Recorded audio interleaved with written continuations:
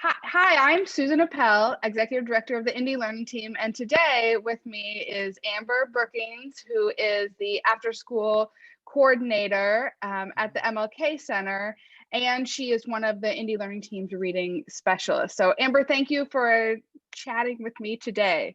Thank you for having me. Yeah, so, the MLK Center serves at least 50 kids in their after school and summer programs. It's a year-round program, and we love being able to partner with you because we get an up-close view of the impact that you have on kids.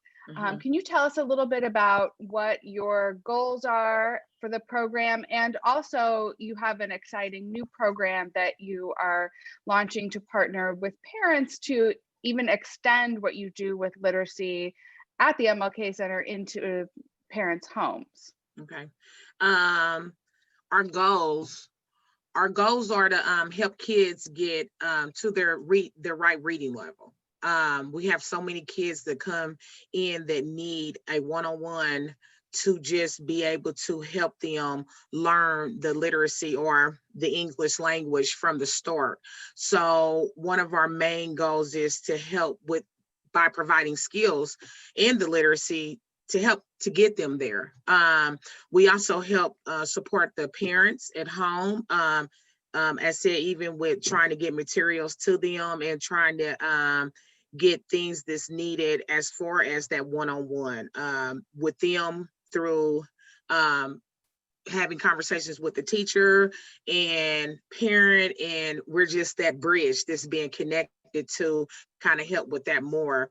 We also are trying to help our kids that even if not diagnosed with dyslexia, kids that may have the patterns that come with being diagnosed, to give them a one-on-one by providing them with tutors that have been trained to be able to help them in that specific area. Our goals are just they're huge, because you never know what you're getting into when you have to combat the situation with a kid that is struggling, that has to take down their shield to be able to say, look, I need help. And even while giving them help, for them to stay on task, for them to going through these instructions that we give, which are explicit, because they are straight to the point to what they need, and just to have them be comfortable with meeting new people and inviting people into their space with an issue that they've been struggling with. So tell us about your new program that you're launching, where you're partnering with the parents. I've been working with the 21st century scholars to be able to implement something that I would like in the program. And the first thing was, I would love for kids to be able to experience having a library at home, and the parents to also be able to take those books to read to their kids. It's so important for parents to read to their kids, because it helps the teacher in places like ours to be able to the kids to be patient, the kids to want to listen, the kids to be introduced to new words with vocabulary, the kids to be able to, even if it's with the images, with shapes or colors, or just the sounds, and it helps the parents have that one-on-one experience. It gives so much in those moments for the parents just to read to the kid, and the kid to be able to listen, which in so many ways just helps with their future with reading. It helps broaden the lines. Yeah, and I love how you're tackling it, knowing that it's so important, looking at that parents don't have libraries, and so you're giving them the books on a regular basis, that parents may feel embarrassed or shameful about their own reading level, or that they were never modeled reading aloud, and that you're able to do all those things for them to take away the shame and the barriers and focus on the importance. Yes, we haven't started yet, but that is my next on the to-do list. So Thanks for asking about that. Yeah, well, and I love that you mentioned that you provide the skills that is explicit instruction, and those are really the Mhm, tools that kids need to be able mhm. to read. But you also do creative writing every Yes. week, and you do story time or read alouds Read alouds. Yes. every day. And I know that but 77% of kids' books are either white people or Mhm, animals, and we work mhm. hard together to make sure that the books that we're reading are Yes. reflecting not only the settings but the people who are reading them, Mhm. and we both feel that that's really important. And I don't know if you Yes. want to talk about what is over the past 5 or 6 years that we've been partnering, the impact Mhm, you've seen on kids' abilities and interest in mhm, listening to read alouds and participating in creative writing, and also the mhm, impact of reading those books that are a reflection of who mhm. they are. Well, the impact with just the read alouds is awesome. When we read aloud, we the people that are reading, we pick out certain questions and certain maybe things that are shown through the imageries on the picture to be able to see if they were paying attention or even less entertained by the book. The read alouds give the kids a chance to uh, even if they are receiving a reward for answering questions and paying attention, they're still queued up the next time when they come back. This is what they're energized about. This is what they want. They want to listen to get the character, to get the setting where it was, or what was the problem if there was one, or and what was the solution. Like, they listen very hard to be able to tackle that book afterwards. And then with this, just having diverse books, it means a lot, because when I first came into the position of just being able to even pick books for the kids, I noticed that the kids just weren't interested as much as they were when I scuffled through and found a book that had somebody that looked like them on the front.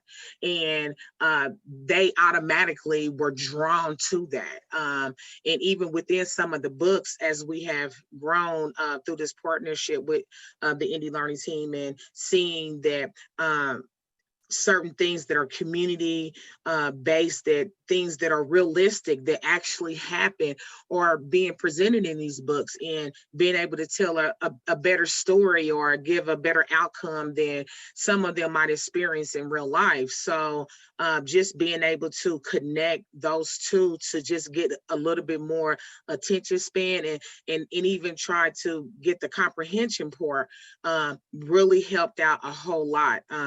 The kids are always saying, this looks like somebody, this looks like somebody, even though that somebody is not even the person that's in the book, or this reminds them of this and it reminds them of that. And we often go into a deep conversation, especially with our book club with the 4th through 6th graders, when we read a lot of Jason Reynolds books. We go into deep conversation about some of the things that are going on in the book, which gives them the chance to express themselves, to have someone to communicate. Even though I am an adult, I still have a level of understanding and coming down to their age to have that conversation. It could even be something I went through in the past. So just connecting with that is just so big through diversity books. And Yeah. Well, I was going to what was say, the I feel like that reading books that have different characters in it, and I think it's hard to say diverse books because your kids reading a book about a Black person isn't Mhm. diverse because they are a Black person. But for my That's kids, it is. right, And right. I think that it's important. It gives us all more empathy. It gives us a Yes. language to discuss a lot of the Mhm. events that are happening. Maya Mhm. Angelou said that books are mirrors and windows that we can Mm. reflect back about ourselves, but we can also Right. see in other people. And I know that especially this summer, you used Mhm. books and poetry to give language to the Mhm. events that were happening and help kids Right. talk about their feelings. Right. And that's crazy, because I keep these books on the side of me all the time. These two books right here were so important during the time that COVID hit, and then wow, we were here, we were there, and we were still embedded in getting the kids reading material home. But when we had the emergency summer camp for parents that had to get back into work and they were able to get back into work, it was like, okay, what do I base this around? How do I do this? There's so much going on. Black Lives Matter, or what's happening in the world, period. It's like, how do I do this? And when these books were introduced to me and I started reading, because I love poetry, and one of them that is called Woke, it gives things, you know, to a young poet when it calls for justice, and it gave the right words, it gave the right titles, and it was just one of those things where I thought it was going to be horror, but as I brought it to them, it was needed, it was wanted. It started even edging off some of the things that they weren't understanding that were going on. They thought it meant something totally different just by seeing the protesting and different things. And within that, we were able to break down the words like empathy, as you said, equality, just being equal, just being, you know, even when, you know, you walk into a store and you're looked at like you're the one that's going to take something. The book gave different highlights on the situations like that, where kids were like, yeah, you know, I'm only 8 years old and I have to go through that. But it really was one of those things that turned out to be a lovely experience. Lovely. The parents were even saying to me like, Miss Amber, I don't know what you're doing and what you're talking about, but my kids have more insight and are enlightened by it. They actually told me some things or taught me some things through the things that they were coming back home talking about. And for them to come home and talk about it meant so much just to me in general. Yeah, well, I mean, I feel the same way as the kids and the parents. I learned things, you know, listening to the conversations that you were having with kids, and helped me inform the conversations with my own kids. It really gave us language to talk about. It shows the power of literacy. And you mentioned COVID. I mean, you have been doing this year-round program. We've been making big gains. At the beginning of 2019, you know, 80% of your kindergartners were reading on grade level. You know, we had kind of changed the trajectory for a lot of, especially these younger kids. And then in March, we all know it just changed in an instant. And, you know, I was so impressed at the moment it happened. Your staff at the MLK Center, the staff there pivoted and started delivering meals to hundreds of people. And you asked the question, how can we get literacy materials in their hands? And we were printing things off. We were giving away books with donations, and you were delivering them. And then you've been in person and virtual and pods, and now back to a full after school program. And I mean, it's been a roller coaster year of pivoting. You really showed up for your community, but I'm interested to know, what do you think is the emotional and educational impact that you're feeling now and that you see, you know, over the next year? Emotionally, it kind of hurts because at this point you see the things they have lost. And when I say lost, is like some of those things were forgotten, and some of those things were just put to the side. And even with e-learning and kids on a computer having to go back and forth, you know, through the virtual world, it isn't that hands-on. We always need to either have it right here or touch and be able to see, you know, actually in person what some things are doing, you know, to people in general. But these kids, emotionally, even coming back, even now, even today will be our first day really having our after school programming started back up to opening later, and being able to try to get those skills back and stuff. It stopped a lot. It stopped those in-person one-on-one with tutors or volunteers that were coming in to help wrap around these kids with the extra support they needed. So a lot of kids are affected by it, just not from School 43 who we're partnered with. It's like everywhere. And so emotionally that did do something. But as far as educational, that the same thing. It put such a gap. It hit hard, and a lot of people don't know it, and a lot of people do. The parents were able to see, even their kids that were behind, they were able to see it firsthand, and it was just like a whole a whole new dynamic but it had been there. It Yeah. was just been, so at this point, educational wise, you look to say what was the impact of education this year? What was it? Not just 2021, but 2020 when I started back. You think And it's a lost year? I really believe it's a lost year. Yeah. There's no way around it. Even your kids that are more, what would you want to say, brighter or a little bit more curvy around the edges with being able to navigate through reading or math or science or even sports, is they have felt the pressure, they have felt the cut. And this year, I mean, it shouldn't count. It shouldn't count in the book.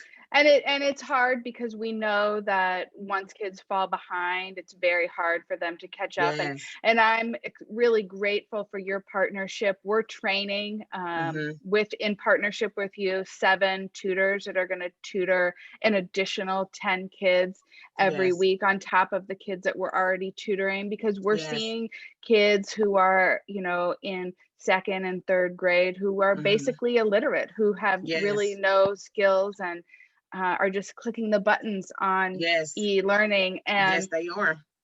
And I'm just, inspired by the work you do, just to continue to try to give them the resources that they need. And I wanted to say to people, with your program with the parents, we have a wish list for books, because we've been giving away hundreds of books a month, and so they can buy books, and we'll give them to you and you'll give them away. Yes, give them away. Start that library at home. Yeah, so we really appreciate you and all you're doing to pivot, and thank you. Show up for the kids and read books every day. So thank Awesome. you. Thank you.